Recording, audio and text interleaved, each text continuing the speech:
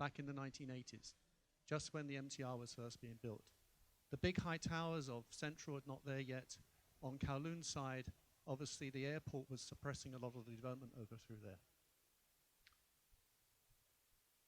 Hong Kong is not a natural good transit city. It's comprised of over 200 islands, and on those islands are a lot of very steep hills, which make barriers between the communities. And when I overlay on top of this, the system map that we actually have, you start to realize that what Hong Kong has become is a series of perfect linear cities, high density corridors that have the MTR that serve them as their backbone. Of course, you may look at this map. Sorry, it's jumping ahead of myself now. When you look at this map, you'll notice that Lantau Island is twice the size of Hong Kong. But when you actually look at the map that we actually use, we actually shrink Lantau right down to about half its size. At the same time, we make Hong Kong Island 5 times its size. So if you're a tourist coming here, you'll think that Hong Kong Island is the biggest island in the territory, but in fact it's not, Lantau is. The reason we do this is so that the island line, our longest line in our system, can fit easily and graphically, and people can navigate their way around the system very easily. Let's go back a little bit. Of course, that metro map that you just saw was the result of hard work of many thousands of people over many, many years. The initial map that I show up on the screen right now actually comprised of the 3 key lines that we know today, the Island Line, the Cheung line, and the Kwun Tong line. If we go back even further, look at the date on this map. 1970 was actually when the system was really planned. And if you look down on the yellow side through there, you'll see that there's a line that's currently under construction, what we call the Sha Tin to Central link, that is scheduled to open in 2019, actually was planned back in 1970. So it's only taken us 49 years to build that line. Now, what did those early stations look like? This is a picture soon after Central Station was opened, and you can tell it's an old picture because of the fashion. But the interesting thing for me as an architect is to look at the walls. And you'll notice on the side of the walls is this vibrant, bright red color. It's a red mosaic tile. And it really is the signature of the new stations. Up here at the concourse level, the red walls again signify that you're in an important station. Primary colors are always used for our major interchange stations. But in those early days, it was all about function. You'll notice we didn't even have a ceiling in the stations at that time. As the stations have been renovated over the years, I'm glad to say that we've added ceilings in them, but the colors remain. They are a key component of our navigation system throughout the network. In the deeper underground stations, the colors become even more important. Down underground, you have no connection to the city above. You don't really know where you are. And when the network was first introduced in 1980, illiteracy was quite a big problem in the city. About 20% of the population were illiterate, which means 1 in 5 of our riders could not actually read the station name signs. So they're relying on colors to identify where they were in the underground network. And you can see here at Saihe 1 station how the color transforms a space which is essentially identical from the station before. In choosing the colors, the early designers were not too creative. We have a lot of stations that have the word Wong in them, and Wong means yellow in Cantonese. So that's why you see quite a lot of yellow stations throughout the network. They didn't really get very creative either. Choi Hung Station is probably the most colorful station from this era. And I guess you can guess why it's called Choi Hung now. For those of you that don't speak Cantonese, Choi Hung literally translated to rainbow, and this is the rainbow station. And at Lam Tin here, I think they really encapsulates the 3 principles of these early era stations. So the dominant blue color, the mosaic tile, and the calligraphy. But there are problems with this. There's only so many colors.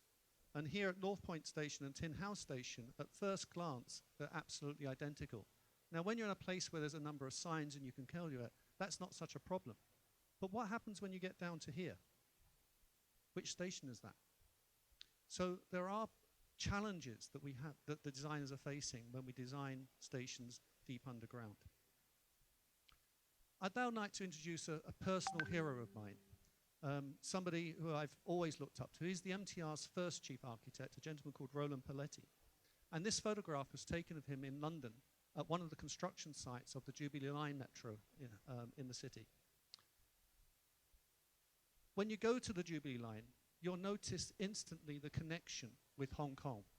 The use of the mosaic tiles, the use of the bright colors are straight out of the Hong Kong Metro color playbook. Interestingly, the station that Roland designed himself, Roland and his team designed himself at Canada Water, has no color in it at all. It's actually very industrial, it's very grey. It goes back to our industrial heritage and the very simple stations that we used at the beginning. The rest of the stations along the Jubilee Line also follow this architectural approach. Westminster Station, which has won many, many design awards, is a real tough expression of structure and civil engineering, but there's not a color in it. And probably the most famous station along the line is this station at Canary Wharf, designed by Norman Foster. It's an absolute cathedral to Metro. Built in a former dock, you've got this space that you can go through here. And the entrance in particular is very symbolic. It brings daylight deep underground. And if you think you've seen this shape before, the answer is you probably have, because he also designed the airport. And you can see the roof of the airport here follows that same shape and comes through. At the same time we were designing the airport, we was also designing the Airport Express Railway. And the airport itself has no color in it, just like Canary Wharf Station. And it's almost as if the designers of the Airport Express stations here in Hong Kong also tore up the rule book and said, nope, we'll follow the grey station idiom. And here at Airport Station, at Kowloon, and also then at Hong Kong Station, you see these grey stations. Now, why is that? It's because the designers wanted to create the experience of entering the airport in the city. Remember, we're taking the airport from the heart of the city and moving outside. The Airport Express was really about how could people check in the city centre and then have an airport-type experience to travel out to the airport and catch the plane. And that's why it's a very different type of station to the other parts of the metro. What the grey stations enabled us to do, though, was introduce art for the very first time. And here you see a piece by Gaylord Chan called Fast and Swift, where the rocket flies in one direction, the people go in the other direction. You get this sense of movement. 20,000 people an hour pass through this space. And this artwork is designed to be walked past, not necessarily stood there and admired. There's also some other great works of this series. This is Shan Shushu's piece at the IFC Mall. And if you go there, this is the one you obviously see when you go down the escalators. But next time you're at the mall, please go up to the roof, because this is where the artwork is really designed to be seen. It's a massive three-dimensional mural. Art on a monumental scale that you wouldn't see in any art gallery. And so what happened was that then led to art in the existing MTR. So art never existed in the early stations, and now we have over 70 artworks that are integrated with our stations throughout the network. And I haven't got time today to go through all of them. Please take a ride and take a look through on those stations. And for me, the power of art to transform the underground space is summarized in this picture of North Point Station. A very simple little mural which was done with collaboration with some children. And just compare this with Wan Chai Station. What a cold, soulless place this is without the art. And the challenge to us when we're designing new stations is how to avoid this type of space in the new stations as we go on. Let's go back to that map from the 1970s. If you look carefully, you'll see down on the end, Kennedy Town Station was also planned back in 1970, a line that was only opened in 2014. Why was that? The reason is the ambition of these planners was actually beyond the technology of the time. The tunneling technology to build in the steep area, in the steep Western District, simply didn't exist at the time. And in the interim period, what's happened is the Western District has become one of the most populous districts in all of Hong Kong, making it even harder to build. And you can see here what's happened over time. You start to see an urban topography that's starting to happen with the bridges coming across and the challenges to the architects and the designers. So when we were designing the next station for Hong Kong U, the challenge was how to connect to this community which is halfway up a mountain. We have loads of people up there. The solution is to build a metro entrance that's 60 meters up in the sky. And it's connected then to a bridge to the Millennium Campus. And if I show you this now in section, you start to see how it works. So the lift comes down deep underground, connects through to the station, and then continues out closer to the lowland. So for the first time, not only are we connecting people linearly across the island line, we're also connecting them vertically. People can take the lift, walk through the station, go out the other side without actually taking MTR or actually buying a ticket. And as a result of these long subways, we get these spaces similar to Wan Chai, and our challenge is how to avoid the same problems. What we've done is we've introduced a lot of art and other devices to make it interesting. This is the subway that leads to Hong Kong U, and it's a collaboration. Sorry, can we go back? It's a collaboration with the university celebrating 100 years of their existence. So these photographs. And the interesting thing about this, you see people going along seeing their fathers or their own self in their graduation pictures as they move forward. Another simple device we use is simple graphics. Here you see the birds in a flock flying in a particular direction. This is leading to an exit. So we're kind of working with a bit of subliminal connections through here. And in the next slide, you can see how we had the same stickers to give definition to a corner. A very important aspect of our design principles when we deal with a lot of people who don't have good eyesight and visual problems. This gives definition to a corner that would otherwise be there. There is, of course, some great art in it. And again, I don't have time to show you them all, but I'll just show you two. This is a piece by Stella So and students, By the Lifts. And by the lifts, you've got a bit of time to wait. And the big issue for us is, what do we do with people waiting for lifts? It's not an experience that people typically have in the MTR experience. When you step inside the lift, you find every single lift has a different artwork in it. So each time you do the journey, even though you may do this journey many, many times, you actually get to experience a different artwork. And it's a richly detailed artwork that you can appreciate what the children and the artists have actually done. And of course, the artists themselves are a really important part of the whole program. These children will grow up, and their children will go and see this artwork, and they'll take their children and they'll say, your grandfather, your grandmother did this. And it's a real bonding and connection with our community. The final artwork I'd like to show you from this set is Sai Ying Pung Station. This is Louise Soloway Chan, and Louise is a painter. And she's lived in Hong Kong for over 20 years and in this area. And she's a keen observer of the city. I sometimes think it takes an outsider to come in and appreciate the beauty of the city that we have. And she's drawn these amazing dioramas that capture city life in and around, bringing the shop life from above ground, deep underground. And the great thing about this is every time I go there, you see people touching, wanting to take a selfie with it. In fact, the last time I was there with my friends, we did exactly that. This is Louise standing next to me in the blue shirt. She's the most modest and shy girl you're ever going to meet, but I truly believe it's one of the most stunning artworks that we've ever done in the Metro. The final work I want to share with you is really, truly a sound unheard. This is Otto Lee at Admiralty Station on the recently opened South Island line. And what Otto did is he gamely got up early in the morning, set up his microphone at the station, and recorded the sound of the station from morning through noon to night. And then he took a photograph, a panoramic photograph through here.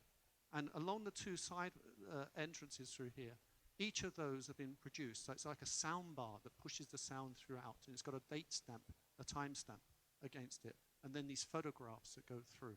An absolute astonishing work, truly about the sound unheard. So I don't feel I've answered the actual question about why is university blue. Frankly, I'm not too sure. It was decided a long, long time ago. But I hope I explained to you why we have such a colourful metro.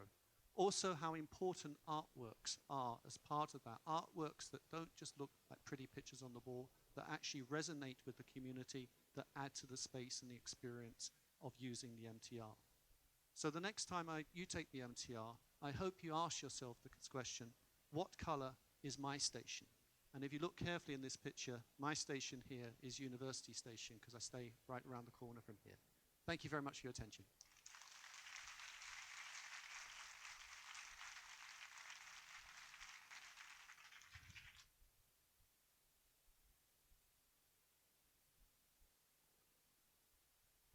right.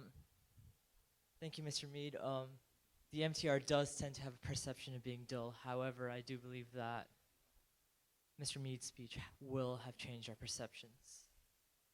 And I really do encourage all of you while you're taking the MTR to not just look at your phone, but also look at the stations and the walls around you, and to just think about the rich history and the rich culture behind something so simple as the color of the walls.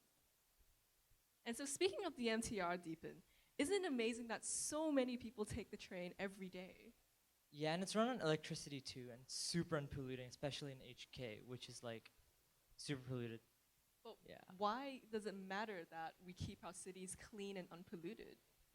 There is an answer to that, and coming up next is Dawn, who is the co-founder of Soy Discovery, a sustainable expedition and adventure initiative, empowering people to rediscover Asia through their eyes, ears, and senses using electric mobility as transit means. So please welcome Dawn. This is me. Thank you. Thank you.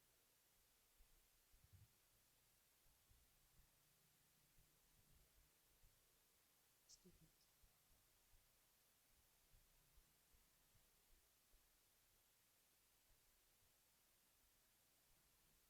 Okay. Good morning, everyone. Today I'm going to talk about travel.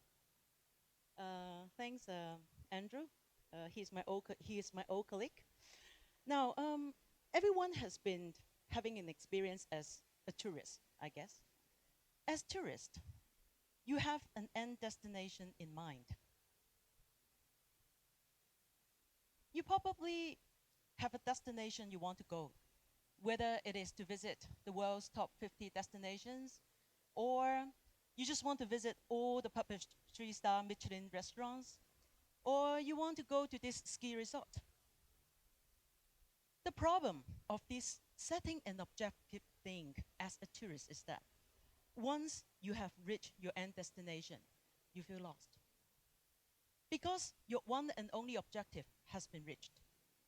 And then immediately, you have to find another objective in order to fill your hollowness.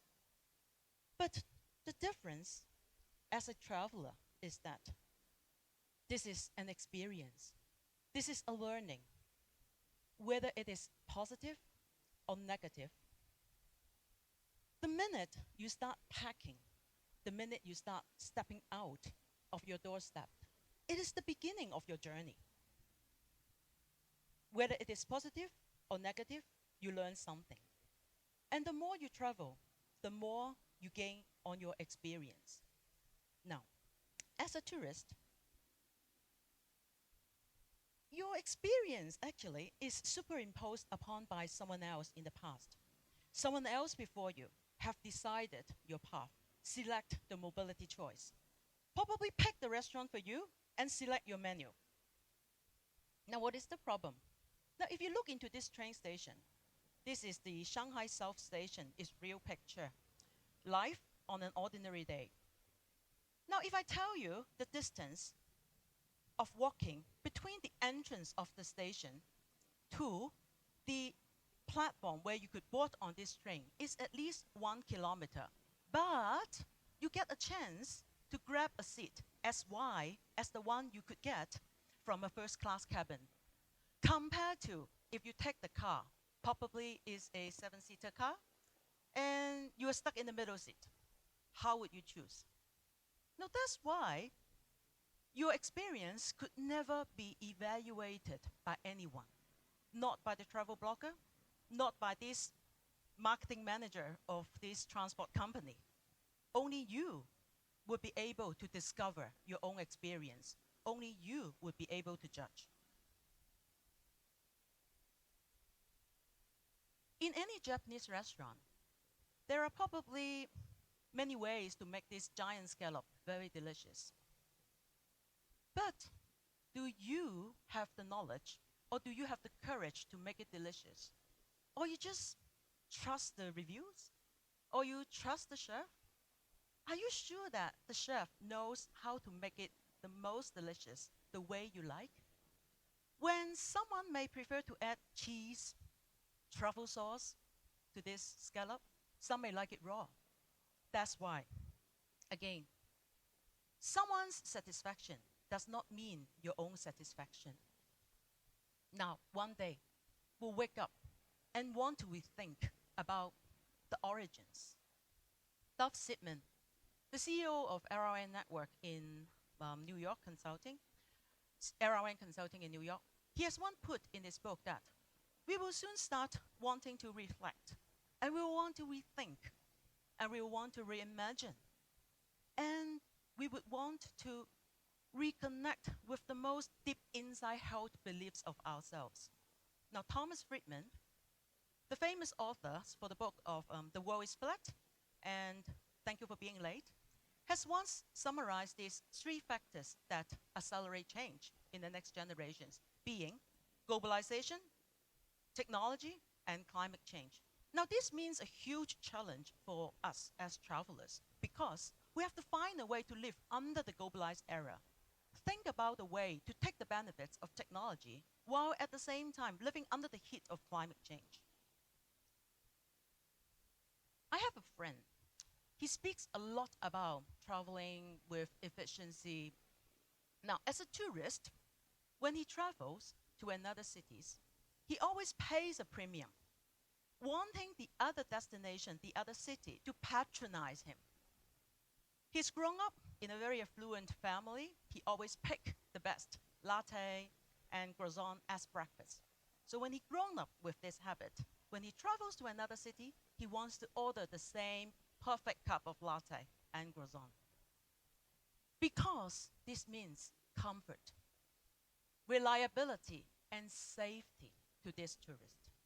Now, marketers and urban planners love him because this is the best way for these marketers to deliver their corporate KPIs.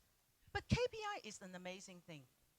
Once you have delivered this month's KPI, no time to celebrate at all because immediately you have to start planning. Think about how you deliver your next month's KPI. Otherwise, you still lose the battle. That's why tourists are intruders. They intervene into communities. They try to find ways to break into the ecosystem, trying to change. They try to make our cities globalize, but globalize also means homogeneity. Standardization means crossing out differences among cities. I mean, this is a picture you can find, which shows us lots of pictures of breakfast choices in Asia. Now, you can see the shao mai, the gimbap, the Cheung, and the nasi lemak. Today, we're lucky that we could still find these choices of breakfast. But probably it takes 1 decade or 2 to change breakfast behavior. The time is a lot shorter than you think that our breakfast choice in cities may come down to just between Starbucks or Costa. Is there any problem to that? What if in this world, everyone start to find the perfect cup of latte? What is the problem? We have to understand what compose this perfect cup of latte, first of all. Okay, latte is just made of milk and coffee. Now, if we analyze the situation, according to the Specialty Coffee Associations of America, you know, the same packet of coffee from the hands of the farmer to the hands of the consumer at the retailer points actually increase 7 times. Because along the way, you pay for labor, you pay for insecticides, you pay for certifications, you pay for transportation, so on and so forth. The minute we want to consume a product which the ingredients is not available locally, we create unnecessary emissions. Still go back to the coffee, because the other ingredient is milk, which forms 2/3 of this cup of perfect latte. What is the problem of milk? Asia land has very limited capacity for cattle farming. And today we know that indeed cattle farming could be done in not so human way. And in order to secure the stable quantity productions of milk, That's why a lot of chemicals and additives are added to the milk. In China, it takes the past 20 years to change the habit from no milk a day to at least 1 cup of milk a day. Now, our bodies are not come up with the digestives to digest milk. That's why we have a lot more lactose intolerance developed. Forcing this cup of latte on our Asian bodies means no good to neither the body nor the environment. It only answers the global marketing game. So one day, instead of answering the marketing appeals, we wake up and we want to look into the origins. Where are our origins? Our bodies, for generations, are made to live in the environment we are born with, to smell the air surrounding the environment where we live, to develop affinity with the neighborhoods in the environment where we are born to. Our bodies are not made to be transported just from one location to another location, or our bodies are not made to be transported from one end to the other end of the tunnel. We are humans. We are not goods. Along the way, we want to hear things, we want to see things, we want to interact. But where are the origins? It is within the cities. Perhaps there are just 2 types of cities in this world. There's one type of city which is built from new. There is another type of city which is built by evolvement of her own stories, her own culture, her own history, her own ecological events, the environment, the societal events. This is Rome at 110 AD. At that time, she was the role model for many urban planners. In the start of 18th century, when Paris was at her peak, she was again the role model for many European city planners to build their cities. However, when we look into Stockholm Old Town, Stockholm was once, this is Stockholm in Sweden, Stockholm was once copied in a great extent Paris urban planning system to build a city. But today, Stockholm has grown to develop her own uniqueness, her own culture, to be the Stockholm as today. When Japan colonized Taiwan after 1895, Japan actually brought forward a whole series of societal systems, administrative systems, and urban planning systems to construct the country. Today, while the influence of Japan is still in Taiwan, Taiwan has grown to be very unique in herself. Perhaps there's no such thing as any city which could be brought forward by copying from another city. We call the development stage of copying directly from another city a development horizontally, while a city which would be evolved ecologically through the series of events, longitudinal development. For a city, the nutrients of the cities to grow would be her histories and geographies. Now, the emergence of a city is the result of her past and present. That's why, as a traveler, we always want to visit cities to mingle with the people, to discover the local culture, to find the local delights, to understand why certain things are done differently. This is why we travel. And we travel just to understand why things are done differently and to appreciate this difference. That's why we have to travel in a sustainable way. Sustainable travel, in very simple terms, means that we have to take into consideration the contributions of local economies and the local community development. At the same time, we have to do measures which are good to our environment. That's why, lately, I have been launching this project called Soya Discovery. Nothing to do with beans, nothing yet. It's about sustainability. It's about discover and rediscover our origins, involving you, to encourage you to take adventures using eco-mode. Now we have to pick a level playing field. To start with, we want to invite those from the West to travel and visit us in the East so that we could collect data and experiment through their own personal experiences. As someone originated from Hong Kong, it's very natural for us to just pick UK and China to start with. But the world is filled with perceptions. Every day, we want to read, we want to hear things. We choose to read and hear. We carefully choose our friends so that we design our followers to live.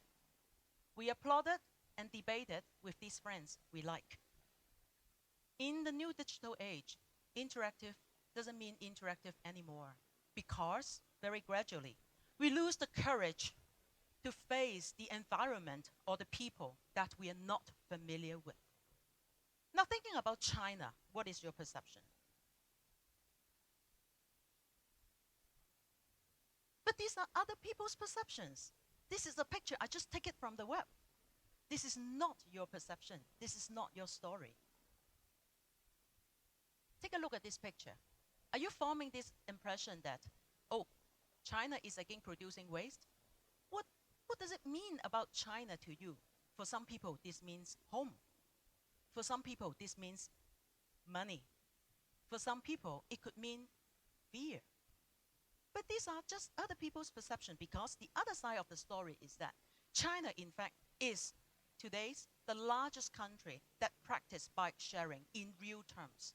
They induce real uses, comparing to many cities where they just push hundreds of bikes to any town as outdoor advertising billboard. In China, citizens are encouraged to use bicycle as the innovative means to connect the last mile. Everything is real, including the payment system, the flexible location, as well as the ability to induce real uses, which is never seen in anywhere else in the world before. But today, we like to take easy things from the web. We like the shortcuts, we like formulas, we like to hear secrets. I mean, these are other people's sound bites. These are not yours. That's why I encourage you to use your eyes, your ears, your senses, to go visit our Asian cities, the origins, to connect yourself, to discover only by yourself. Now, why do we do this? Because of growth. Growth is an amazing thing. It gives us the energy. It is an experience. It is a learning. Now, growth is the openness attitude, the ability for us to accept difference. Growth could be physical, it could be societal, it could be economical. Growth leads us to satisfaction because it tells us the capacity, what needs to be retained, what needs to be changed. It is the source of energy. It is life. The remaining question now is, how do we find a way to travel so that we are conscious to the environment? That's why we pick electric mobility as the mobility source. Thanks to technology, today we have a way to travel much better than fossil fuels. By electric mobility, we mean electric city bus, electric vehicles, electric bike, train, metro, in combinations of other eco-friendly mobility means like conventional bike and walking. Sustainable travel doesn't mean that we have to live a life like 3,000 years ago. Again, remember ourselves. It is just a means so that we could try our best to stimulate the growth of local economies and communities, at the same time doing good to our planet Earth. As simple as that. Remember my friend who likes efficiency, but as a tourist, the most desirable means to travel for him probably is this anywhere door. Unfortunately, Doraemon is not his friend. Now, efficiency is the driving key factor for people like these types of tourists. But he doesn't know what he has missed out alongside the journey. Tourists are intruders. They intervene into local communities. When maximizing efficiency, efficiency also kills communities. If we adopt e-mobility, we acquire extensive quality time when we travel in the discovery and during the travel journey. E-mobility is probably one of the best means, allowing us to drill into local communities. Why? Because it is quick, it is fast enough, it is not that slow, it is safe, and yet it gives us the freedom. As travelers, we always want to look into the local communities, drill into that, appreciate the local delights, are following like our senses to look into, inspire into by this nature. Or we want to visit this calligraphy school to start appreciate this Song Dynasty poem, to start appreciate the gourmet, to understand the nature spots, why some historical spots have been destroyed and then rebuilt under the historical ties of events. As travelers, we need to understand that every one of us is unique. That's why I encourage you to use your ears, your senses, your eyes, find it, discover it, connect it. You have your own unique story. Only you would be able to discover this story. Along the way, use a mobility means which is good to our planet Earth. Thank you very much.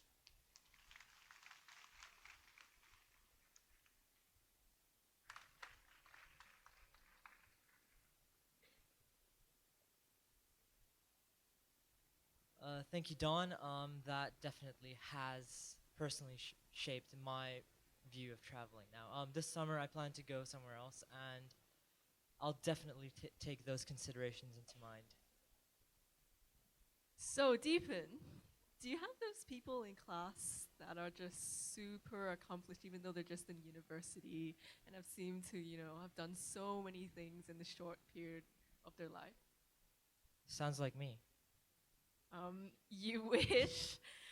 But, well, unlike you, the next group of students are just like us and they have found a way to help alleviate poverty, even though they are just university students. And they're called the Bridge to Success Education, who are 3 HKU med students who are making an impact in alleviating the vicious cycle of poverty in Hong Kong. So let's give a big round of applause to Joshua, Alan, and Adrian. Come on.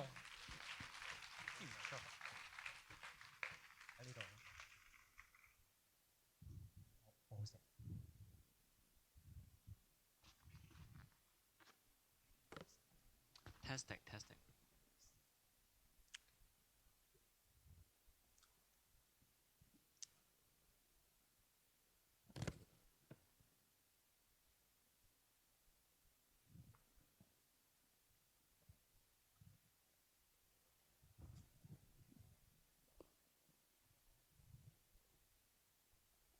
Is the sound unheard?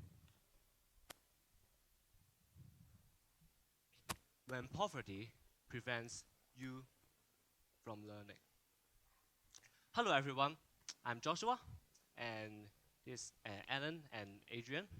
We are founders of Bridge to Success Education, and we are now studying Hong Kong U Medicine. Bridge to Success Education is a social enterprise which provides tutorial agency services and at the same time provide free tutorials for underprivileged children in Hong Kong. So this is our webpage. You can visit it. To start with, let me tell you why we start up Bridge to Success Education. It begins with a story. Once upon a time, 14 years ago, when I was a primary 1 student, I took the very first exam in my life. So, here's the question. What is the score I received in the first exam of my life? Just make a wild guess and shout out the answer.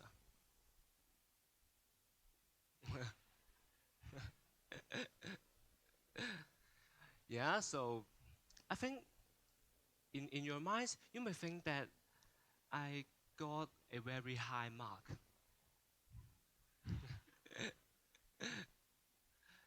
But the fact is, I only received 22 marks out of 100 in the first exam of my life. To be blunt, I was a lazy little boy. I did not like to study, and I did not know why I have to study. Studying seems to be very boring to me, and my academic results were poor. However, I was a very, very lucky guy. When I entered secondary school, I met a tutor who got 6A in his HKCEG examination. He provided maths tutorial for me, and he taught me how to learn effectively and set a learning goal for myself. So this tutor became my role model. He inspired me a lot. He even inspired me to pursue my own dream as a medical doctor. So, 5 years ago, when I was a Form 4 student, I joined a voluntary program and offer free tutorials for some of the underprivileged children living in subdivided flats in Sham Shui Po. And now, let me ask again another question. Which word is spelled wrongly in this slide? Please shout out the answer. Yeah. Yeah? So I expect that all of you are smart enough to realize that the word Friday is spelled wrongly in this slide. Many of you may think that Friday is such an easy word, and all primary school students should be able to spell the word Friday correctly. But in reality, lots and lots of students I encountered could not spell the word Friday correctly. They came from low-income family.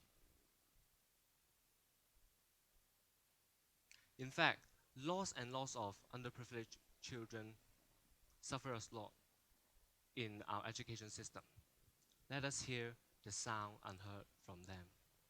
經濟嘅問題啦，咁令到我冇得補習啦，咁就會覺得我係俾啲身邊嘅朋友係輸在起跑線上嘅。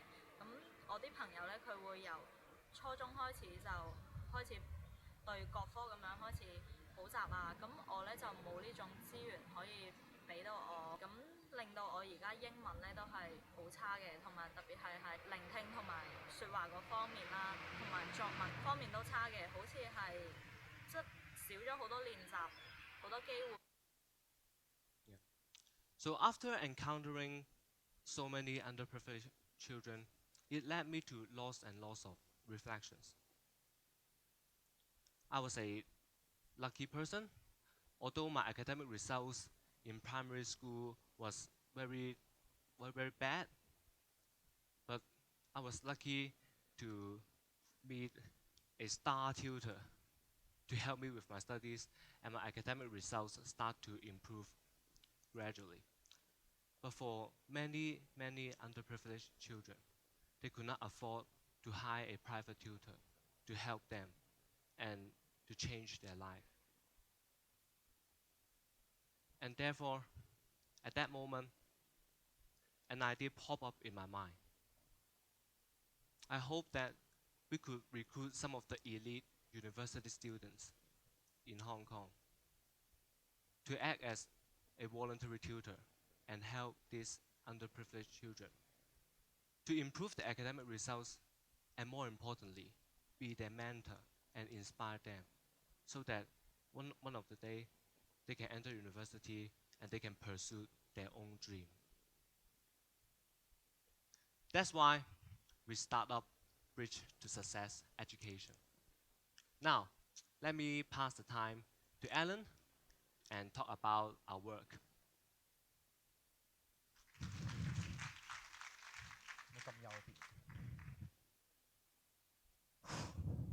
Good morning, everyone. I'm Alan, founder of Bridge to Success Education.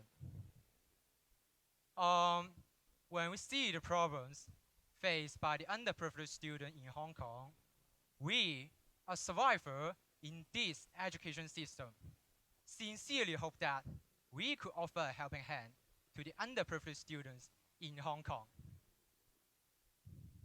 So, what we exactly do to help the underprivileged students? We found Bridge to Success Education in 2015 when we were Year 1 medical students. We used the income from the tutorial agency services to help them. For example, providing free tutorial classes, book coupons, and flat visits to them. In a very short period of time, over 40 students have received our help. And we have gained a lot of media attention and huge support from the public. So everything seems good, right? Yeah? And after we heard some comments, at that period of time, we were all satisfied with what we have done. And we were feeling good. You can see the faces in the picture. Yeah. And after we heard some unheard sound from the students, that is not the case. Yeah, let us look at the video first.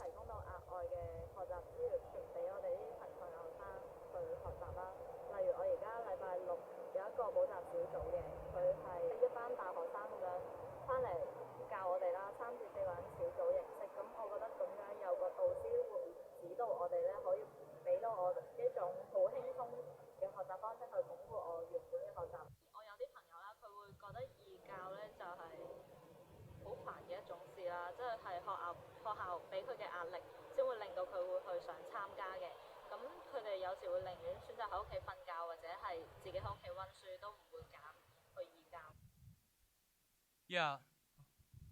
Sorry.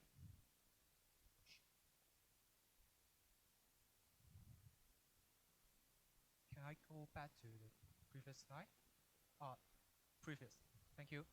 So the first part of video is about the good comments for us, and we really appreciate that. But for the second part of video, our concerns lies on them. This is the unheard sound that we have never thought about. The students did not want to receive our help. Why they did not want to receive our help? It is really shocking to us. It is not difficult for us to find a volunteer to teach them, but it is really sadness when we were offering help, but the underprivileged students did not care about it. From my own experience, I also taught voluntarily for the group of Form 6 students. At the first few lessons, most of the students did not pay attention to my classes, and even did not go to my classes. And I want to know the reason why they did not want to go to my classes, because I was offering free tutorial to them. I was thinking about it at that moment. I'm offering free tutorial classes to you guys, but why don't you treasure the time and listen carefully to me? After talking to them, I find a reason. The reason that they do not want to receive my help because they did not even have a target in their life. They did not know what they were studying for. They even thought that they could not achieve anything with such a low socio-economic status. So after knowing this, my anger disappeared and the questions in my mind were solved. And I spent a whole lesson time helping them to find their target. Some are as big as being an engineer. Some are as small as improving the ranking in schools. So I know the reason. The reason why they did not want to receive our help is that they even did not have the hope of life. So most of people think that helping others is very generous. But from my point of view, when you offer help, please think more from the perspective of the needy. Then I will pass the time to Adrian to talk about the You guys future of our life. worked selflessly to help a student like us to tackle DSE problems and have inspired many other people to help selflessly or give back to the community selflessly. Thank you so much for the help you have offered to us. So, is there room for improving our education system? Let me show you an example of the most advanced in the world. I mean, education-wise, of course. Now I want to ask you all a question. And that is for you guys to guess which country that photo was taken in. Because this country will be featured in my part of the talk. And those of you who get the answer right at the end of the talk will get a big prize. Okay, are you ready? Okay. Now imagine living here. This is not supposed to be the one. Should be this one. Yes, this is the correct country. And in this country, there's a population of 5.5 million people, and it has a higher GDP per capita than Hong Kong. It sounds like a pretty good place to live in, right? And it's basically heaven for kids, because compulsory schooling doesn't begin until the age of 7, and homework is almost non-existent. Whereas in Hong Kong, everybody starts to go to school at the age of 2. And all kindergartens give out homework, right? And even worse, parents will actually complain to the schools if their children do not get enough homework or have exams. If you are the students, which place would you live in? And on top of that, their philosophy of teaching is to prepare kids for life and not for tests. And therefore, they have no standardized test except the one at the end of their high school. And there are no rankings, no comparisons, and no competition between students there. In Hong Kong, students have tests on weekly basis, and they have exams at least twice a year. Students are ranked, and schools are banded according to their students' achievements in public exams. Okay, so now let's take a short break from all those facts. Here is the second hint as to which country I'm talking about. And those of you who know the answer, please don't shout it out. Leave it till the end of the talk. Before moving on to the next part, I want to ask you all a question. Which word do you think is the most important in a country's education? It's on the slide, equality. All schools are publicly funded in that country, and even the poorest family, their children can afford the exact same education as a rich kid. As a result, it has the highest percentage of students going into higher education in the world. So, what can we do to change our current education system in Hong Kong? I think what we can do is to change our mentality. Anyone doing any job can be successful. And we shouldn't discriminate against those who are not academically successful. But we should appreciate what they all can bring to the society with their unique skill set. And that, I think, is the major difference between that country and Hong Kong, because that country encourages diversity. And the ultimate goal of education is not to only reward those who are academically successful. Different people are different. The goal of education is to prepare kids for life. And academic success is not the only road to success in life.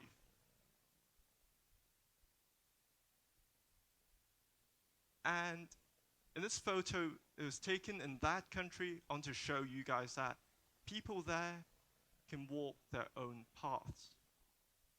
我就認為咧，每個人嘅天賦都有佢嘅獨特性喺度啦。即係有啲人可能係讀書啦，有啲人可能係音樂或者運動方面咁樣。即係我認為社會最緊要就係俾到年輕人有一個去追逐佢嘅夢想、發展興趣嘅渠道啦。咁但係要做到呢樣嘢，最重要就係我哋要有心嘅人士，俾到佢哋支援去應付到最基本嘅學習需要啦，以至到佢哋有更多空間同埋時間咧去追逐佢哋嘅夢想。更加重要就係我哋需要聆聽佢哋嘅聲音啦，以至到能夠為呢班弱勢去發聲。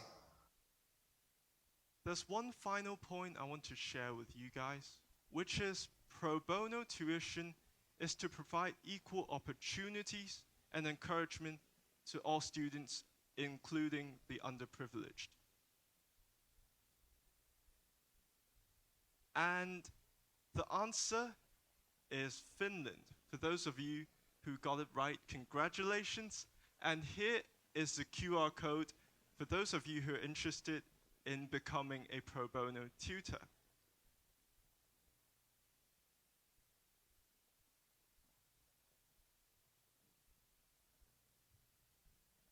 We are a bridge to success. Thank you.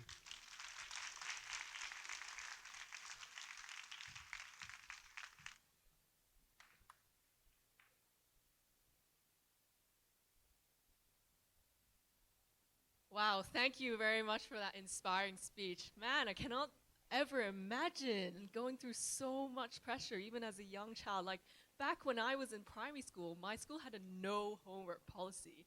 And so teachers were not allowed to assign homework to students. So I cannot ever imagine how kindergartners and primary school children these days have to deal with all of this exams and all of the homework that they have to do. And I tell you, I don't miss primary school over here. Because I'm from Hong Kong as well, and primary school wasn't fun. Anyway, but now it's a Saturday morning. Everyone's exhausted. I'm pretty sure most, if not all of us, have had a late night last night. And I was on the toilet this morning. Oops, PG-13. I was on the toilet this morning, and I was watching this 80s exercise video, and it's given me a bit of inspiration. So why don't we all stand up right now? Yep, everyone stand up. Everyone, All right. all of you. Now, unfortunately, we do not have headbands or like cringy light blue vests, but, well, wow, that's a lot of people. Okay. Right. First stretch. All right. To the left, to the right, to the left, to the right. Come on, faster. To the left, to the right, to the left, to the right, to the left, to the right. Now touch your toes. 1 and a 2 and a 1 and a 2. Come on, Ribbit. Come on. 1, Come on, 2, guys. 1 and a 2. We want to see all of you participating. All right. It's a let's do it. Saturday 1 morning. and a 2. All right. Now, hands up in the air. That's right. No. Yep. That's right. Twist left to the right, to the left, to the right, to the left, to the right. Now straight down. All right. Let's go. Touch your toes. Come on. Get those hammies stretched. Let's go. Up and down. Up and down. All right. Do you have anything to add, Jess, or is Right, that, and so another thing that we want to do this morning is to just give you guys a really exciting brain exercise, because we know it's been a long morning already. It's a Saturday morning. I know That's right. usually I would still be in bed at this time of That's day. right. I'm Get the usually not sound waves in awake. your brain going. you know. Right, and so we've got really exciting exercise. So what I want you all to do is to put your left hand in the air, and I want you to point your thumb up. And then I want you to take your right hand and to use your index finger and to point up to Actually, the sky. let me take your mic. Yeah. Right, and so what I want you to do is, so you've got your thumb up and you've got your index finger up, and now I want you to alternate that as quick as you can. And I want you to turn to the person next to you and just see who can do the most times consecutively. All right. It's That's not right. as simple as it looks. You know.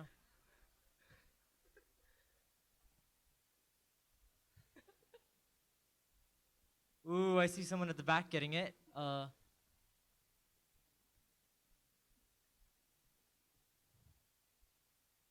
Right, okay. All right, I guess You- we're you all can- awake yeah. now.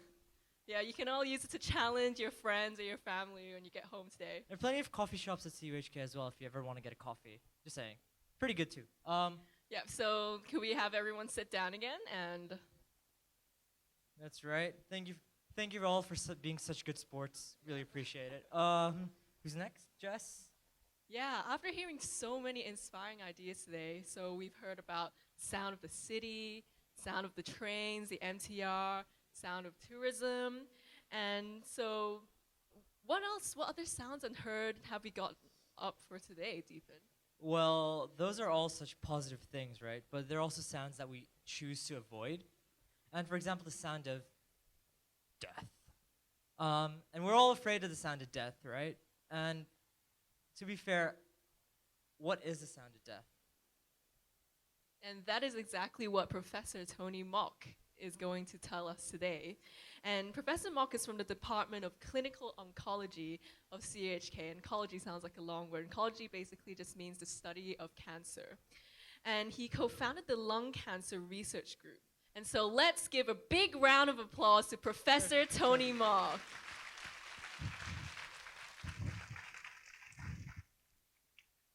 Thank you. Good morning, everyone. The sound of death. But before that, how are you? Come on, this is April 1st. This is my day. Say louder. How are you? That's about it. But how are you going to die? Are you dead yet? How's your death coming along? Have you ever imagined why we did not use death as part of a greeting? Well, the solution is quite common in the way it is that we avoid death. Well, all living organisms avoid death.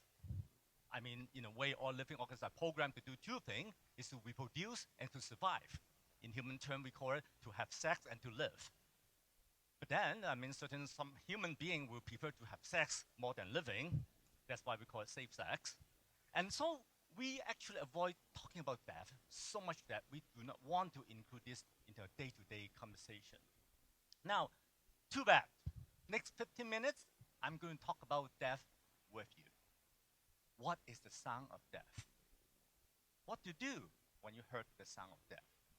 Last but not the least, there is a way and a story I'm going to share with you is that how to convert the sound of death to the song of life. No delay, what is the sound of death? Bang! A gunshot, and then a bullet penetrate your sternum, torn apart your aorta, you bled half of your blood into your thoracic cage in no time. Within seconds, you're dead. Bam! Steering wheel crashed into your chest, collapse both lungs, you can no longer breathe. Within minutes, you're dead. Or if you end up in ICU with a heart attack, the sound's supposed to be beep, beep, beep, all of a sudden become beep, you're dead. Your heart is stopped, but you heard the long beep and you're not dead yet, meaning the wire is loose, so don't worry. Happened a lot in our hospital as well. So if you look in this, from life to death, the sound that you heard of this bang, bomb, beep happened at the moment of death. So therefore, the sound of death can be the sound that's heard at the moment of death. But allow me to take on a different scenario. Now, this is a different day. It's a nice rainy day, but you still like to go jogging. So you're jogging down the slope, but you slept. You sleep, and then you fell, and you heard the sound crack. Oh no, something is wrong. So good that you still have your iPhone. You call for help. You were taken to the hospital, like the Prince of Wales, and this is what they find. Your hip is fractured. The femoral neck is fractured nice and clean. So you need operation. You were taken to the operation room. They do internal fixation. No problem. You survive the surgery. However, about at day 10, your leg is swollen. Sorry, I chose this picture. I don't know whether you're a man or a lady with a hairy leg. But either case, your right leg is swollen. The doctor had done a Doppler ultrasound and confirmed that you actually had a blood clot in it. But again, it's no problem. We start you on some blood thinner called coumadin, and then you went home. You're in good shape. However, after you went home, your mom decided to give you some Chinese medicine to boil yin-yang balance after the surgery. But without knowing the fact that the herb had actually interfered with the action of the coumadin. And then at day 21, all of a sudden, while you're at home, you feel short of the breath, a heaviness in the chest, and your heart is pounding like crazy. Dial 999, rush in the hospital, and then the doctor actually was fine. There's a clot going into your left pulmonary vessel as shown here. It's called pulmonary embolism. So while the doctors are figuring out what to do for you, another clot fell apart and then blocked your vessel as well. So with that, they try to resuscitate you the best they can. However, you die. Sorry, you die. So let's look at this scenario again. From the birth to death, the sound of crack happened actually 21 days before death. Not right at the moment of death. So sound of death can also be defined as a sound at the moment that initiates the process of death. So dying is not just a moment. Death is a process. So this dying process can occur like accident, just I told you, or it can be a disease, a chronic disease like diabetic, then when the doctor tells you about your disease, it may be just the initiation of your dying process. But just a minute, what if you have a congenital disorder? That means your dying process starts at the moment of birth. So looking at all these three together, you can have different kind of sound that you can hear that's associated with the dying process. Can be the crack, can be the doctor's diagnosis of your disease, or in the case of congenital disease, it may be the first cry of a newborn. That is the sound of death. What I'm trying to tell you is this. Death is actually always with you. You try to ignore it. You don't think about it. You think that it doesn't come to you because you're the lucky one. But like it or not, death is with you any moment at birth. So moving on, what to do now? Now I scare you that death is imminent with you. What to do? Well, before that, let me just introduce to you what is actually the most common sound of death. Take a guess. What is the most common sound of death? Anybody? Bang. Well, not quite yet. It's actually C. The word C is actually the most common sound of death. The word C stands for cancer and cardiovascular disease. Well, I'm not joking. Come on. This is the statistic from the United States. In 2014, cardiovascular disease and cancer account for over 2/3 of all deaths. So since I'm a cancer specialist, I'm going to take the example of Mr. Chen, a 56-year-old man with cough. He's a school teacher, just about going to retire, doing exercise normally, but then he had cough for 2 weeks, and then one day he coughed up some blood. And then for that, he went for a chest x-ray, and long behold, there's a lung mass. So next thing he did is a PET scan. The PET scan stands for position emission tomography, which is injection of a radioactive glucose in the blood, and the glucose is picked up by the cancer, shown as a black spot. Every black spot you see of him is a piece of cancer in the liver, in the bone, in the lung.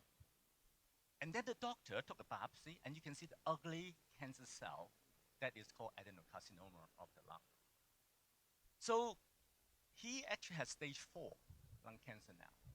That is his sound of death. So he heard the sound of death when the doctor told you, you have stage 4, which is end stage lung cancer. So what else may he hear? What kind of sound he may hear after this diagnosis of C word, the cancer word? Well, he hear a lot of noise. He'll say, don't eat this, don't eat that, don't never touch chicken. You eat a lot of asparagus. Go for this Chinese herbal medicine. Practice Qigong. Never take chemo. It will not do you any good. All the friends and relatives surrounding him will give him all kind of advice. However, I'm going to show you what is the best thing to do when you hear the C word. Want to tell the guess again? No. We're better than that this day.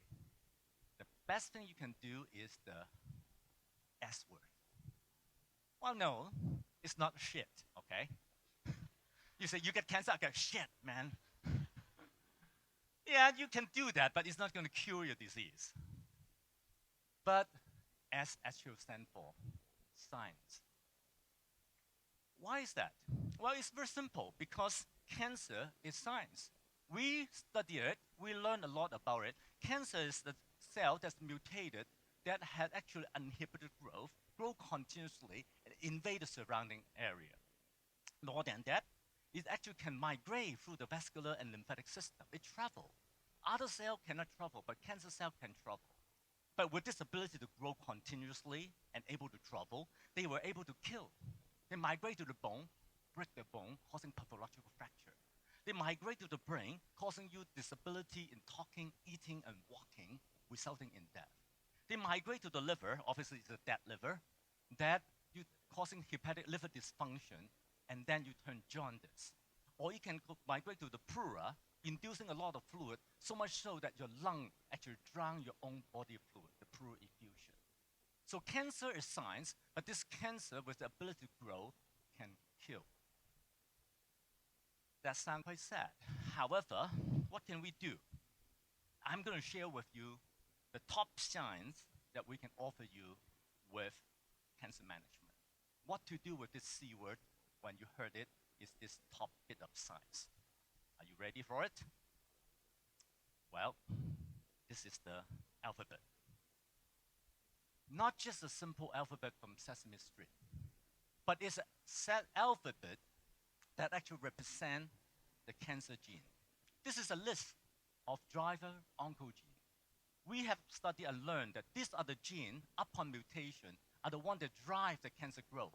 Nowadays, we accumulate a lot of knowledge about it.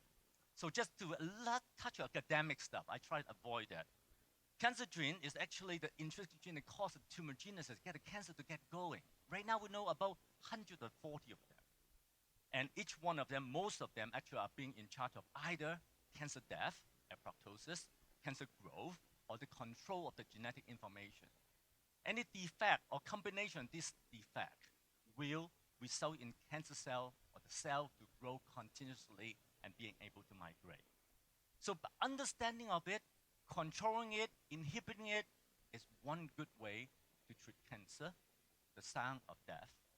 So I'm going to introduce to you my baby, which is called EGFR receptor gene, which I worked on for over 10 years. Very simple. There's a receptor on the cell surface that receives signal from the growth hormone. Usually only when it is received the signal that it starts to grow. But then, upon the mutation in the receptor area, then the signal becomes continuous to grow.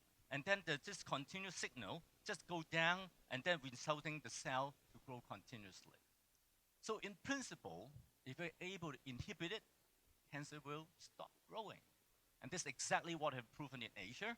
This is called a study that we have done on over 1,200 patients, demonstrating fact that the green line, which is the target therapy called gefitinib, better than chemotherapy for mutation-positive patient. But on the other hand, if a mutation-negative patient, the yellow line, the chemotherapy is actually better than the green line, the targeted therapy. This is the birth of personalized medicine according to genetic information for lung cancer. And it's happening right here in Hong Kong and also in Asia Pacific area. So science help.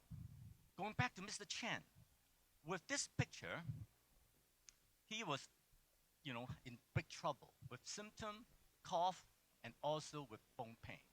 So we actually tested him, confirmed him to have a UTM mutation by PCR, and then start him on the pill called Gefitalit, and within 2 months, this is what happened to his scan. We did not cure him.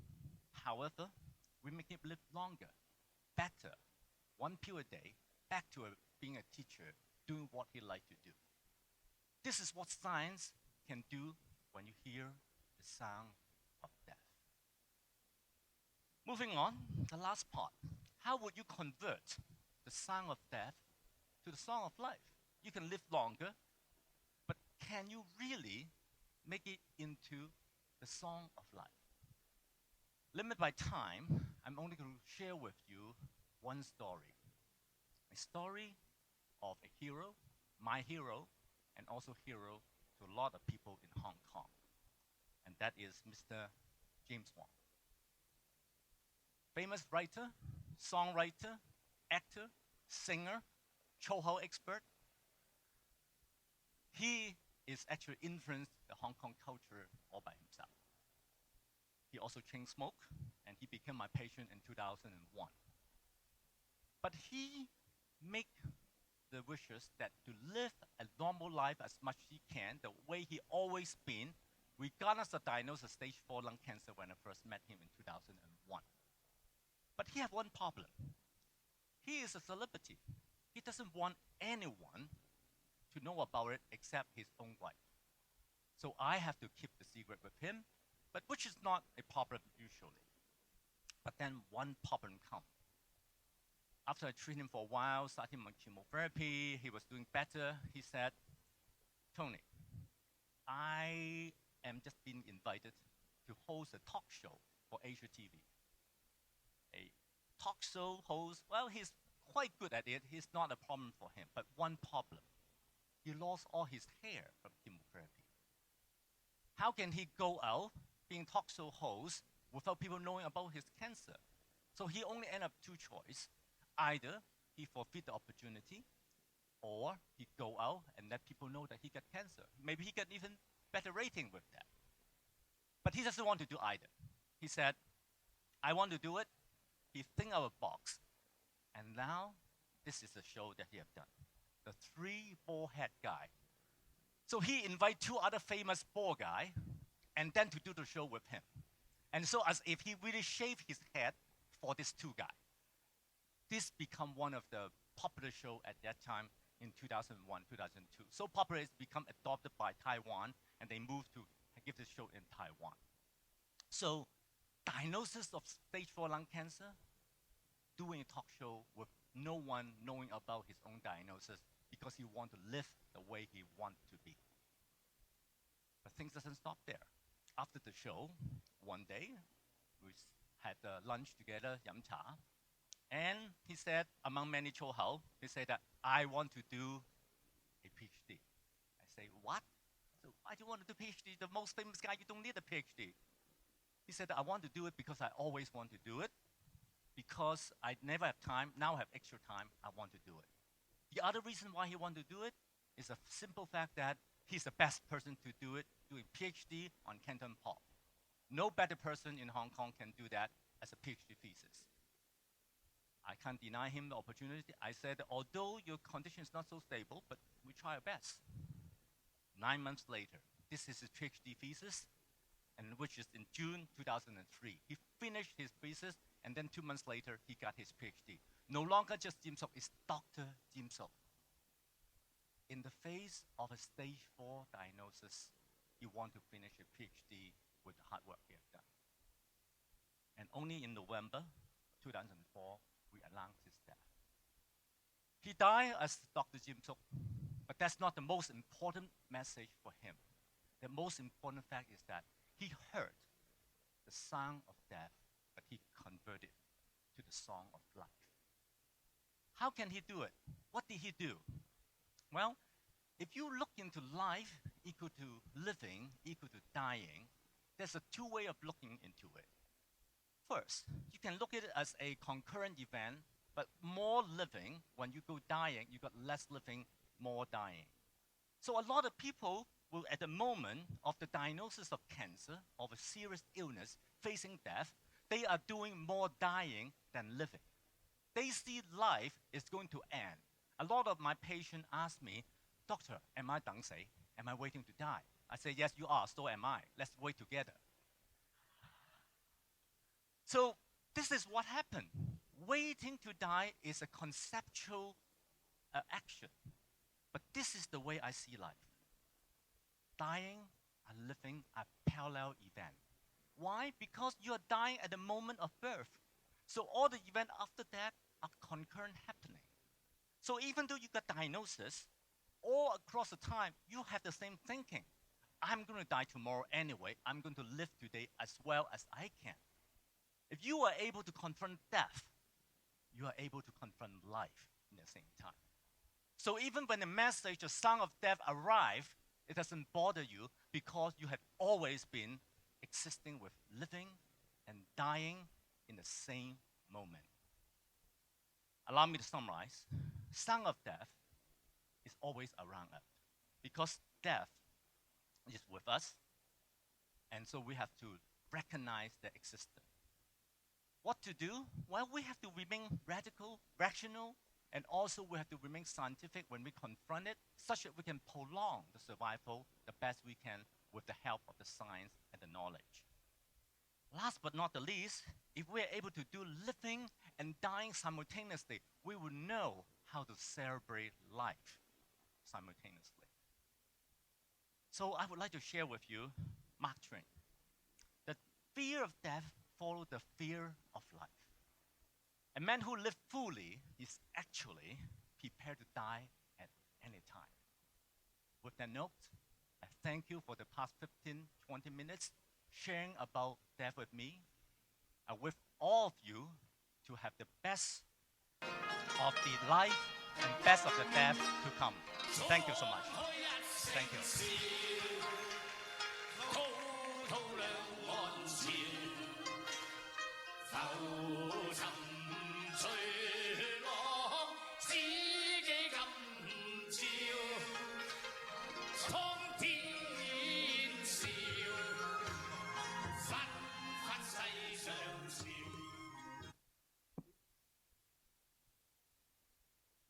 Wow, thank you very much, Professor Mock. That was very inspiring, right, Deepan? That was even deeper than you. Anyway, Moving on. I wonder how many times I've heard that joke. Anyway, so coming up next is Mr. Patrick Cheung, and he's an alumni of CUHK. He's an alumni of CUHK, and he studied marine biology, and he's a project director of the Worldwide Fund for Nature in Hong Kong. He was also involved in projects like the Ocean Park Conservation Fund, Hong Kong Cleanup, and Coastal Watch projects. He has also organized voluntary trips for beaches and underwater cleaning. Please welcome Mr. Cheung. Oops.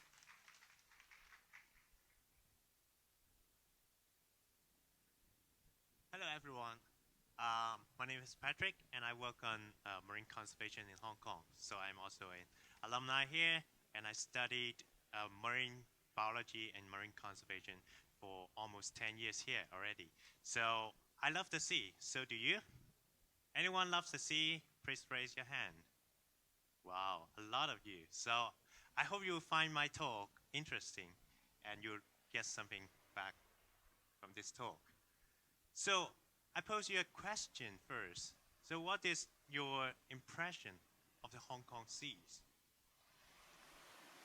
Just give you some sound so you can imagine that you're in the sea. But, well, we have many different dimensions of the sea.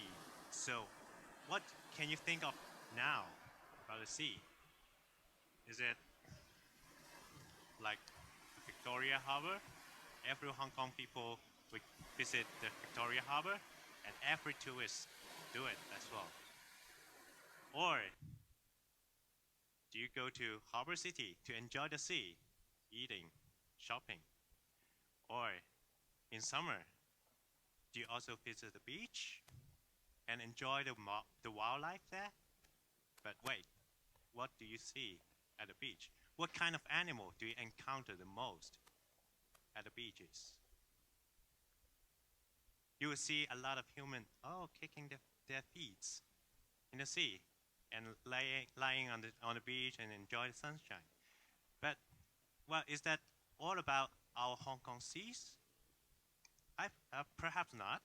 And I will share with you the sound of the sea in my personal perspective. So actually it sounds like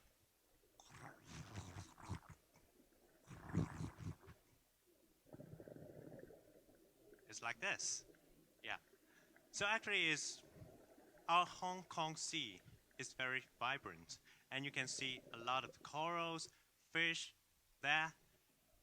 Whenever you think of snorkeling, diving, you may imagine that you want to go to the Southeast Asia, go to the maybe Caribbean Sea or elsewhere. But actually, we also have a lot of wildlife in Hong Kong. We have more than 80 species of hard corals in Hong Kong, which is even higher number than the whole Caribbean Sea. And also we have 1,000 species of fish. And if you have watched Finding Dory, you may have seen this kind of scenery. You see the cow beds where Dory finds her family. So we also have similar things in Hong Kong. So we are not, well, actually we have quite a good marine biodiversity, but maybe you just haven't seen it. And we have published a map. WWF published this one called Marine Biodiversity Map, where you can find a lot of different things like dolphins, mangrove, horseshoe crab, corals, etc. in all around Hong Kong waters that you haven't explored, because we usually just stay in the city. If we go to the sea, we just visit those very popular ones.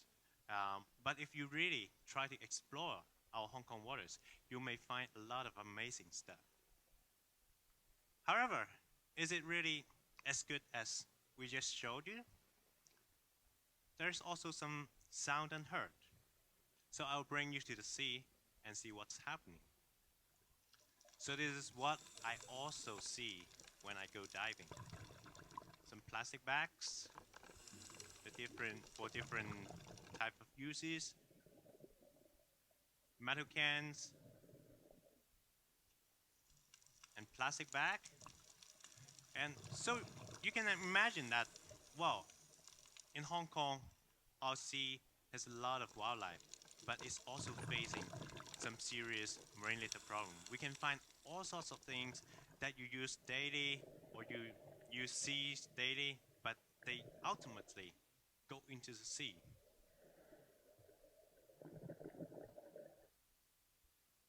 So this is another part of Hong Kong, which is actually some hidden scene, because these places are usually remote, that you find it difficult to visit.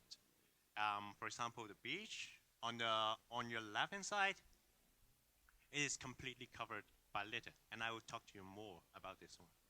But on your right, there is a open water, which is within the near the city. So anyone knows where it is? It's actually Aberdeen, the Aberdeen Typhoon Shelter. Every day you see a lot of these polystyrene boxes, all sorts of like plastic bottles, wrappers, etc. So what about the photo in the corner? What kind of area is this? It's actually a sea cave, where it is like just nearby the sea, and when the wind or wave moves the litter in, it never comes out, because, well, there will not be wind coming out from the cave itself. So it's a very sad truth. And we have done some surveys to understand the components of our marine litter. And you can easily spot the majority of the color, whether in the land-based coastlines or floating litter or underwater, they're always dominated by plastic. And this one summarizes everything that you want to know. Our human life actually depends on plastics. You can look around and see what are nearby you, and your phone, and also your bag. Maybe a lot of them are made of plastic. The chairs that you sit, also. And this is the case study that I want to show you. It is called Lapsap One. Has anyone heard of this name? Lapsap One is, of course, is named after the lapsap, this covering on this beach. Yeah, it's a real name, but it's not a landfill site. Nobody goes and put and dispose their litter there, but it looks like this. So what happens to it?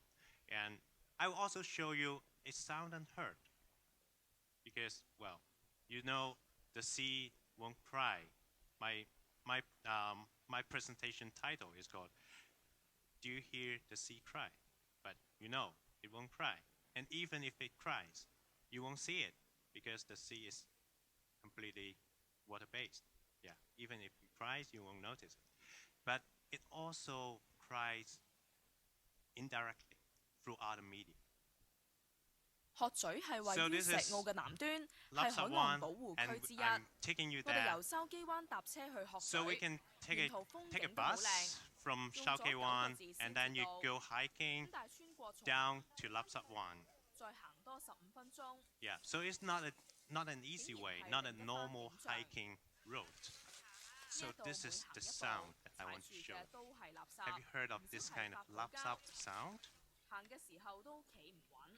Yeah. So it's actually 呢一個 very 灣係垃 serious 圾灣， issue. The whole beach is covered by 環保 litter. 團體就帶咗 It's 30 originally 名 a 義工 pebble 嚟呢一 beach, 度清 rock 潔， pebbles, 其 but 中 you 9 can 位負責 basically 執膠 not 樽。 see anything. So we had some volunteers helping to collect the plastic bottles there. Yeah. 2 minutes, 50 bottles. It's crazy. 好污糟，好危險啊！ 長13米嘅灘， Yeah. 義工喺半個鐘之內 So in 就執 half 到 an 超 hour, 過2000個 our 膠樽， 9 堆成 volunteers 一個小山丘。 collected more than 團體推 2,000 算呢一度有 bottles. 大約 So you can imagine 185 how 公噸 serious 垃 it is. 圾，要用 And 成 we 46架 estimated 垃 that 圾車 there 先 were 至運得晒。 180 tons of litter in this 100-meter long beach, and it would take around 46 garbage collection vehicles to clear them out. But it's not only a scenic problem. So here I showed you a graphic which shows you how long does it take to degenerate for all of these litter. So just find something that you see which is in plastic around you, or anything that you use daily, and check out this chart and see how long does it take to degrade. I see some of the plastic bottles here, so I will take this as an example. So we only use maybe 5 or 10 minutes, or even just 1 minute to finish a whole bottle of water. But if it enters the sea, it will take 450 years to disappear, or not even disappear. It just fragment into small pieces and continue to affect our marine ecosystem. So I will show you how it actually affects our ecosystem. So in this figure, you can see plastic on a beach. It looks normal. Well, it would be sad if you think a beach with plastic is normal. But there's some creature in this photo. Can you point it out? There is actually a small turtle, which is just hatched. And it found difficulty entering the sea. So you know the female turtle, they come out to the beach and lay eggs. And so the tiny turtles, when they are hatched, they need to climb and struggle their way back to the sea. But if we have a lot of these plastic, what will happen? And you will know. And So I just showed you the photos, the video about our corals. And you know corals, they use photosynthesis for their survivorship. So they use the sunlight to generate their nutrients for their life. But if there are like plastic bags like this or fishing nets which entangles them, it will hinder the photosynthesis of these corals and they will ultimately die. And this is a Hawaiian monk seal. So you can see that it is screaming.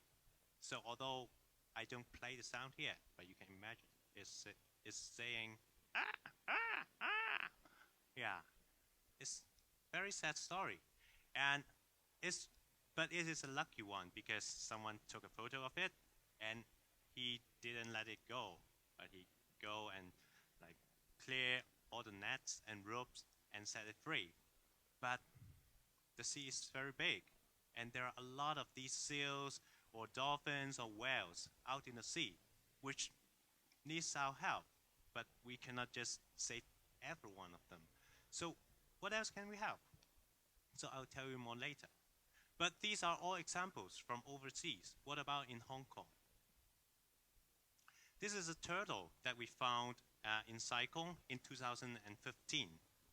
So you can see that it's a dead body. And what's special with this is that my friend investigated on the guts of this turtle and found all sorts of things that we use daily. The plastic wrappers, ropes, or like nets, etc. So the turtle actually cannot differentiate between its normal food and all these plastic things. But it may be difficult to see a turtle or even the turtle's carcass. But if you have experience going out to the beach and do cleanup, you will pick up the litter. And if you look into this litter, sometimes you may find some special markings on this litter. So you find this zigzag-shaped hole and these triangular shaped holes. They are actually the fish bite marks or marks made by other animals. So even you don't see a turtle's dead body, you may find these things and they are telling you all these marine animals are affected by our marine litter. And this one is a mangrove. And it's not taken during the Christmas time, but they look like Christmas trees because we have a lot of plastic bags, nets, etc. in the sea. So when the tide comes, it brings all these litter in, and then these mangrove trees, got entangled and affect their health.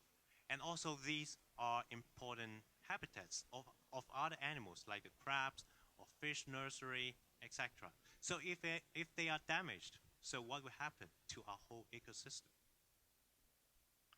And it's not only about the ecosystem, but it's also about ourselves because we consume seafood. So imagine all of these seafood are contaminated by plastic or the other pollutants which are absorbed into this plastic, and we consume that. And that may also cause some chronic problem to us. Maybe Dr. Mark would like to investigate on these issues as well. But yeah, this is a real problem and it's our issue, not only about the sea. Well, you may say, okay, I'm vegetarian. I don't eat seafood, so there's nothing to do with me.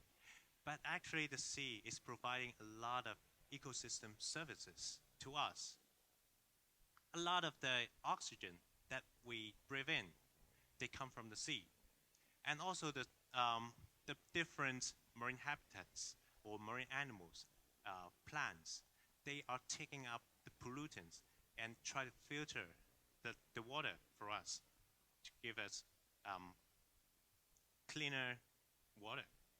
So if the sea is polluted, that will also indirectly affect us. So then it comes to the solution part.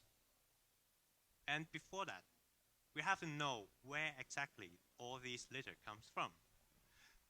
So this is a plastic city, like Hong Kong. So we have a lot of different activities going on every day. We have fishing activities. Any fishermen here? No? Okay. Any factory worker here? No?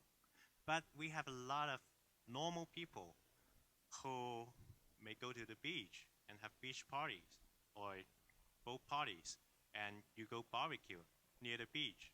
And what do you use every time?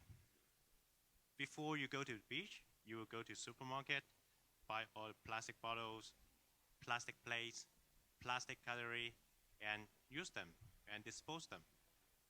If you are responsible enough, that would cause less problem.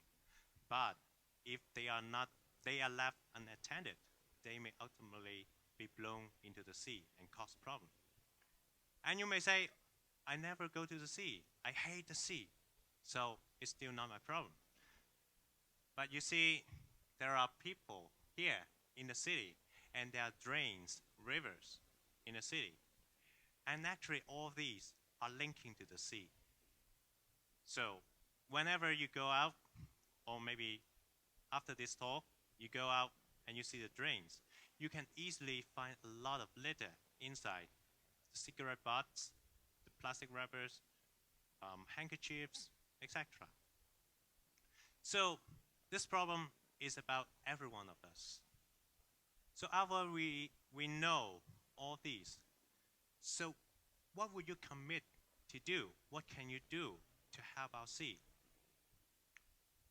It sounds quite far from you at the beginning, but it's actually related to all our activities daily.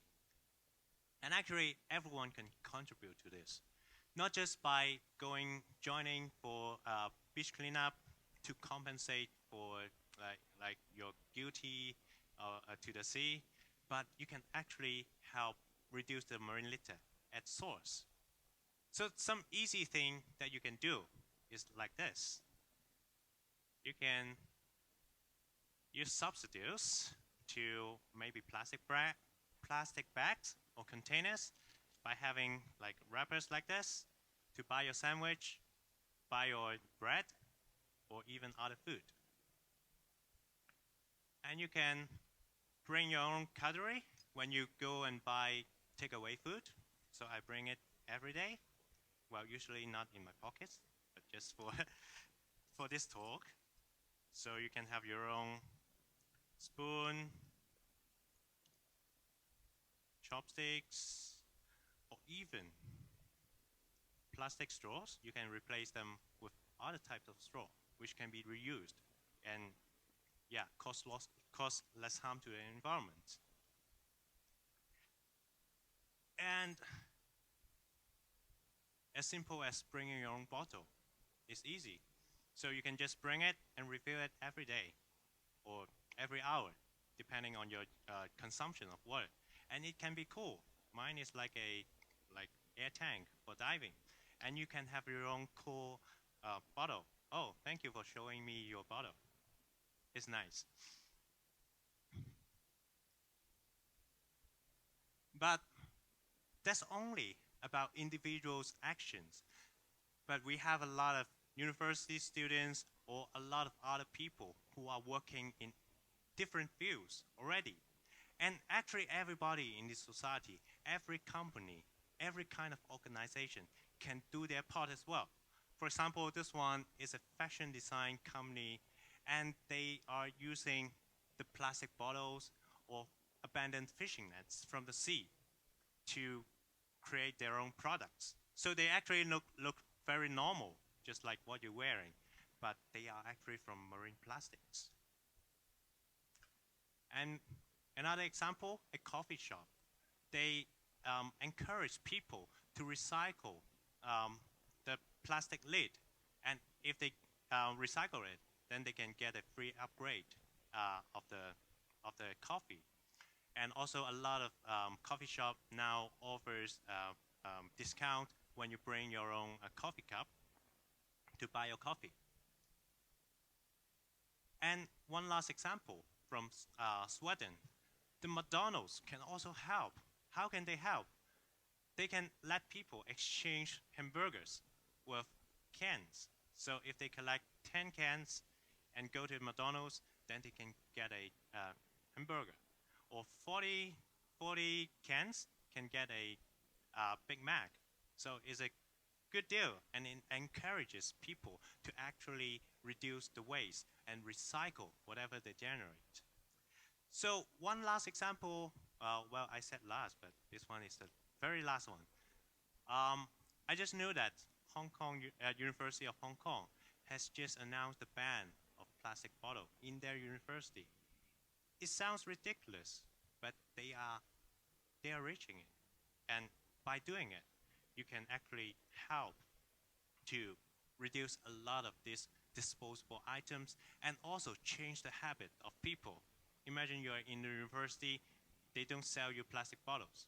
Then, well, you start to bring your own bottle and you install more water fountains for people to refill, and it solves the problem. So that's easy, and it just needs you or any university or any company to help and set up their own policy.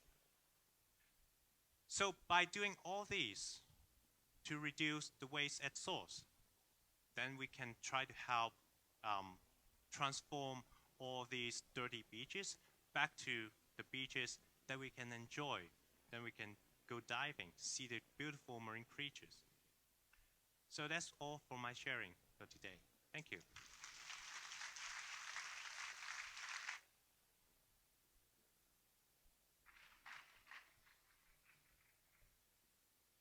Wow, thank you very much. That was a very important topic. And a lot of you may think that, the ecosystem, the oceans is something so far away from us and it doesn't really affect us.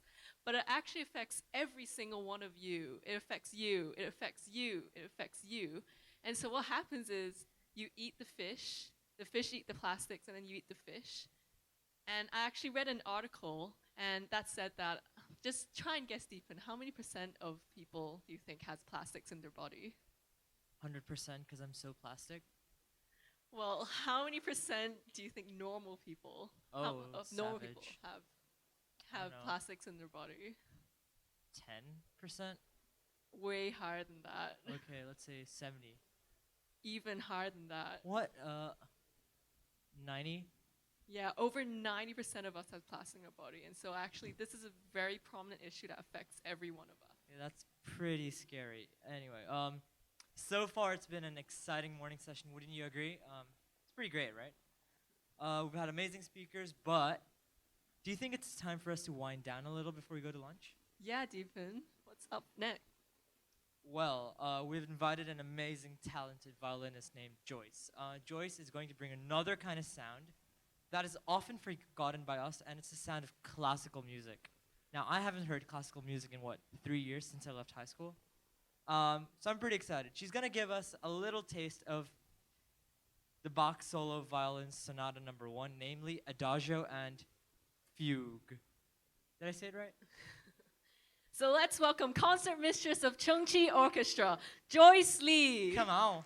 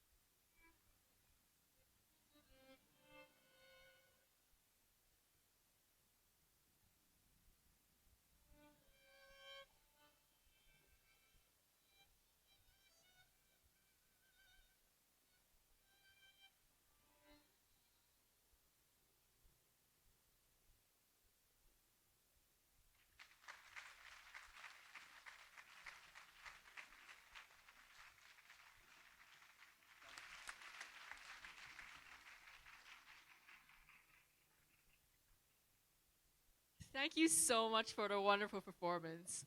Wow, I can't believe the morning session has come to an end. Man, you know what?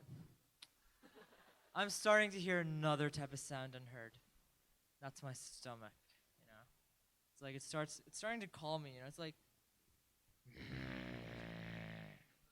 I hear that right now, you know. It's really bad. Yeah, I'm starting for lunch as well. But before we leave, I heard that we each get a souvenir. That's right. To get your souvenir on the PowerPoint slide, there it is. There's a QR code. There's no link, but there's a QR code. And please go there to fill out the questionnaire for today's event. And after you finish filling it in, you'll find a page on your phone. And please show that to the people outside the hall to redeem your gifts. All right? Yeah, thank you very much for coming to this event. And if you guys still have extra time, you can also stay by for the afternoon session.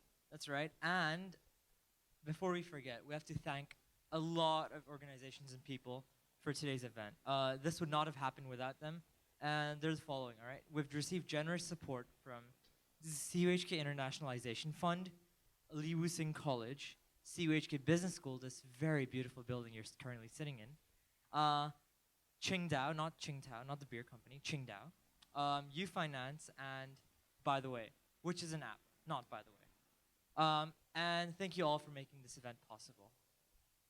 Yep, and so just to end, could we please ask all of the VIP and the guests to first leave the hall and also to follow Circle on the side here? Yep, and also before that, could all of the guests, the speakers and performers today, just come up to the front in the stage and just to take a group photo?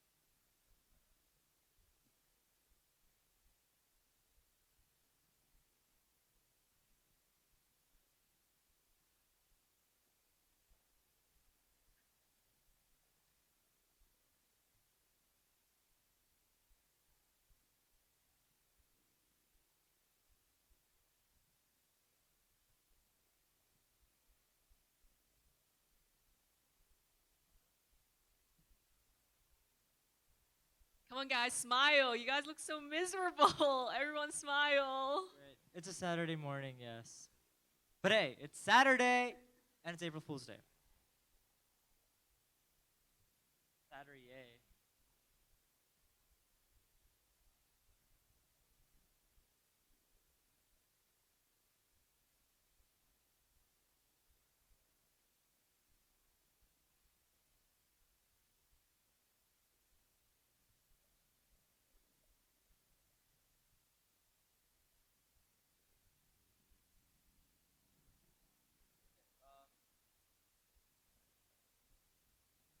And that's pretty much it.